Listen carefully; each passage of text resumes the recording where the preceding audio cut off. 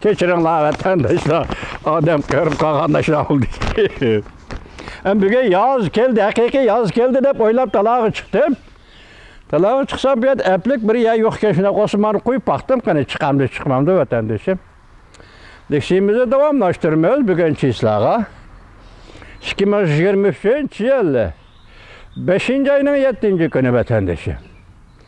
Haftaga şembe. Endiki mavzumunda. Endiki mavzu sizlarga bizga tonish xabarlar, masalan, nima xabarlar? Qisqa xabarlar, mavzuga bog'langan mazmunga bog'langan mavzu. Birinchi xabar bunda vatandaş.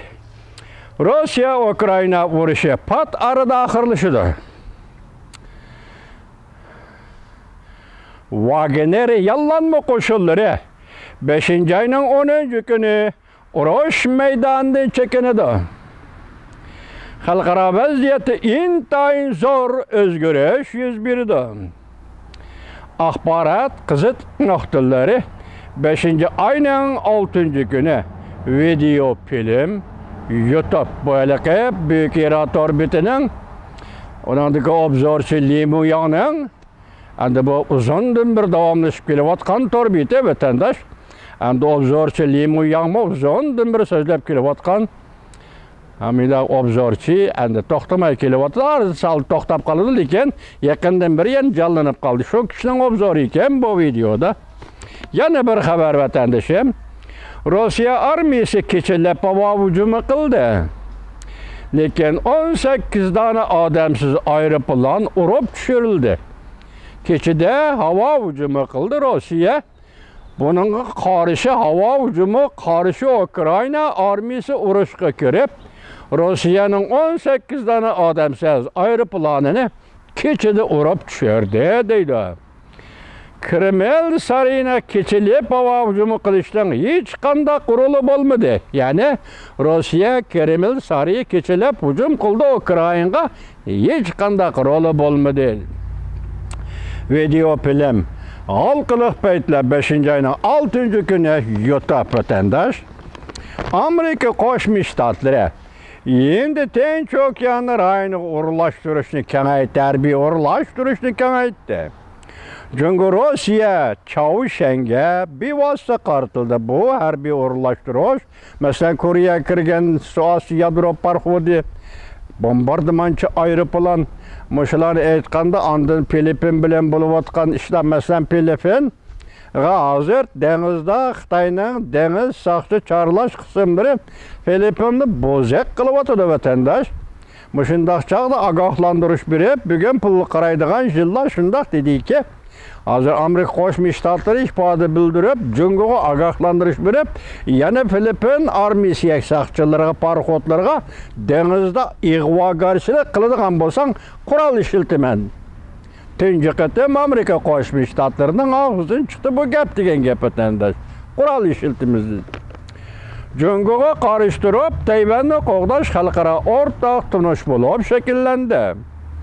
Xi Jinping Prezident Vladimir Putin'den ayrılıp gitti mi?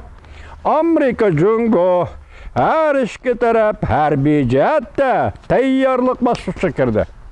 Navbatda Amerika taraf ham Jungo taraf ham harbiy jihatda tayyorlik qilish bosqichiga kirdi. Video film pulga qaraydigan yillar 5. ayning 6. kuni YouTube vatandaşım.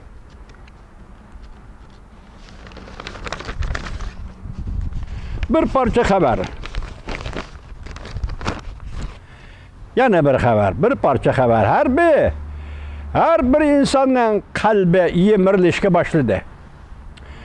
Jungoda barliq narsalar balki eng oxirgi halokat girdobiga yetib keldi. Fuqarolar ham shuning ichida, shirkatlar ham shuning ichida. Ulug' partiya, büyük partiya, Jungo Kompartiyasi ham shuning ichida. Markaziy komitet hukumat ham shuning ichida, armiya ham shuning ichida. Yaqinda sizlarga so'zimda vatandoshim Jungoning ichki qismida harbiy safarbarlik qarshi turish, harbiy safarbarlik qilish qonuniga qarshi turish. Hatta ota-onalar dediki, biz o'zimizga bormaymiz, Tayvan bilan urushadigan urush maydoniga, hatta bola chaqamizni avatmaymiz dedi. Bu jungoda fuqarolarning kayfiyati endi vatandosh. Endi ma xabar endi hozir har bir narsa hozir jungoda halokat davri kirdi. Rongyanning dunyoga nazari. Video film 5-oyning 6-kuni YouTube. Yana bir xabar. Amerika 25 yurishlik harbiy qurol-yarog' savdogarlari Tayvanga yetib keldi degan edi, o'tganda yetib keldi. Endi Beijing yuqori ovozda shior tovladi. Mavzuli xabar 5-oyning 5-kun Vanvet orbitida e'lon qilindi. Xabar mundaq dedi. Endi Jungo hozir bu ishga Changli Kangye deyishga boshladi bo'lsa. Jungoning bayonotchisi Mavning mundaq dedi. Yaqindan beri Tayvan bilan Amerika harbiy aloqalarni uzluksiz kuchaytirishga boshladi. Amerikaning 25 nafar harbiy qurol-yarog' savdogarlari Tayvanni ziyorat qildi. Tayvan Demokratik Taraqqiyot partiyasi, Tayvanda hozir hokimiyat beshidagi partiya, prezident Tsai Ing-wenning partiyasi mudofaa munbiri tayyorlab yoki yig'in suhbatga mudofaa munbiri tayyorlab berib, bu qator shuni isbotlab berdiki, Amerika Qo'shma Shtatlari Tayvanni o'q-dori skalotiga aylantirmoqchi bo'ldi. Alay shahrini. Sen o'tganda bir aeroplan setpas Changli Kangye da'vat Jungo Kompartiyasi qarayanda bugun 2023-yil 5-oyning 5-kunida Amerikaning qurol-yarog' zavodi, harbiy qurol-yarog' zavodi 25 shirkatning 25 boshlig'i yoki savdogar Tayvanga tushdi. Bugun Tayvanni harbiy qurol-yarog' zavodiga ishlab chiqaradigan, Tayvanni harbiy qurol-yarog' skalotiga saqlaydigan, urushga tayyorlik qiladigan 5dan oygacha qurollangan, to'liq qurollangan Tayvanga aylandi. Demek Ukrayna tecrübesi Amerika hazır muqimlashdi. Ukrayna Rossiya bilan urush qilyapti, Amerika yordam qilyapti Ukraynaga dollar bilan harbiy qurol-yarog' bilan.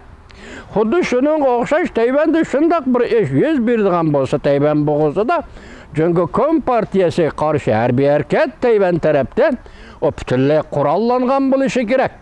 Ameliyat müşuğu hazır, bayanatçı Mav'ның nime deydi? Amerika Qo'shma Shtatlari Tayvanni harbiy qurol-yarog' zavodiga yoki harbiy qurol-yarog' saqlaydigan skladga aylantirmoqchi bo'ldi dedi. Ras xonim, Mav'ның xonim, ameliyat shu, chunki siz Tayvanga tahdid qilyapsiz. Buni hammasi ras xonim.